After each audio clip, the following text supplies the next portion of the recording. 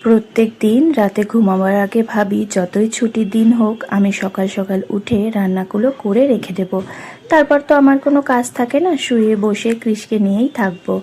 কিন্তু ওই যে ছুটির দিন মন চায় একটুখানি বেলা করে ঘুম থেকে উঠি, ওই জন্য কি করি, ওই অ্যালার্ম বন্ধ করে আবার ঘুমিয়ে যাই। আজ তো শনিবার কৃষেরও স্কুল ছুটি থাকে আর কৌশিকেরও অফিসটা বন্ধই ছিল আজকে, যে কারণে ভেবেছিলাম তাও সকাল সকাল উঠে যাব, উঠে রান্নাটা করে তারপর সবাই মিলে সময় কাটানো যাবে। সে আর হলো কই, সেই উঠতে উঠতে 8টা বেজে গেছে।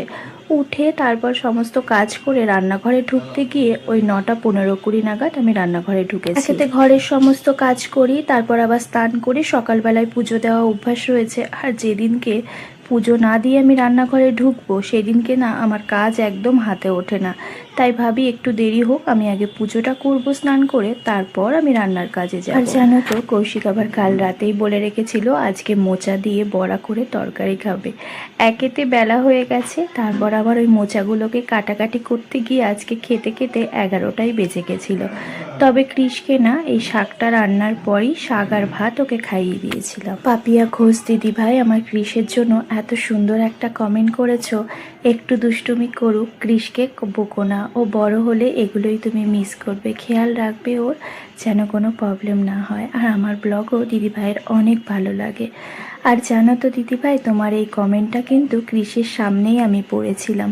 ও ভীষণ খুশি হয় যদি কেউ ওর জন্য কমেন্ট করে যায়। কৌশিক যখন হাঁটতে গেছিল, আসার সময় আবার 2 ব্যাগ ভরে আলু এনেছে। তাই ওকে বলছিলাম তুমি কেন আবার আলু আনলে, বাড়িতে তো 2 রকম আলুই রয়েছে। বললো ভালো দেখলাম তাই আনলাম। এই এক ওর বড় দোষ, জানো তো, যদি কিছু ভালো দেখবে তাহলে নিয়ে চলে আসবে, ভাববেও না বাড়িতে রয়েছে, সেটা তো নষ্টই হবে। তাকেতে আজকে দেরি হয়ে গেছে, তারপর আজ সমস্ত কিছুই ঝামেলার রান্নাই রয়েছে। মোচা কাটতে বাছতে কতটা দেরি হয়, শাকও তাই, এদিকে নিম পাতাটাও বাছতে অনেকটা সময় লেগে যায়। আজকে সব কিছু রান্নায় আমার দেরি হয়ে গেছে। তারপর কৌশিক আবার গেছিল সেলুন, খেতে খেতে আজকে ওই 11:30টা বেজে গেছিল সকালবেলা। তনুশ্রী বেরা দিদিভাই জানিয়েছে আমি টাটা জামশেদপুর থেকে দেখছি, তোমার কথাগুলো অনেক মিষ্টি, আমার নামটা নিয়ে অনেক ভালোবাসা রইল গো দিদিভাই, তুমি এত দূর থেকে আমার ভিডিও দেখছো আর আমাকে এত সুন্দর একটা কমেন্ট করে গেছো। মোচা ঘন্ট করতে তাও একটু কম টাইম লাগলেও এই বড়া ভেজে তরকারি করতে বেশ অনেকটা টাইম লাগে। তাই আমি না একদিকে বড়া ভাজতে ভাজতে আর একদিকে ওই তরকারি ফোড়নটাও দিয়ে দিলাম।